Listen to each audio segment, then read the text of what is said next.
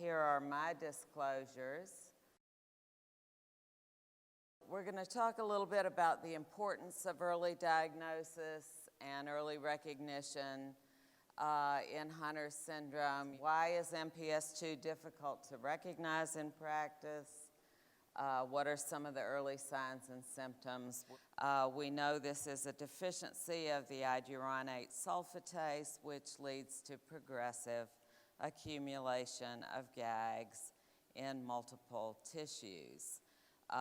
Some, but not all, patients have central nervous system involvement, which is related to the accumulation of heparan sulfate in the central nervous system.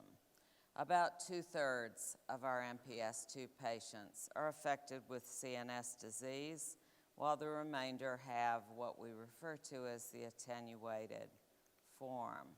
So we know it's multisystemic and progressive, and that many of the manifestations in various organ systems are irreversible at some point. Many of the signs and symptoms overlap with common pediatric problems, but I think the important thing here is that we remember when we look at our pediatric patients that if a patient has 3 or 4 different things going on, very often there's a relationship. It's not coincidental that a patient has 3 or 4 or 5 different medical issues, that we need to step back and just say, you know, is there some relationship between these various things that we're seeing? Because often there is. The very frequent upper respiratory illnesses and ear infections, of course it's common for kids to have those kinds of things,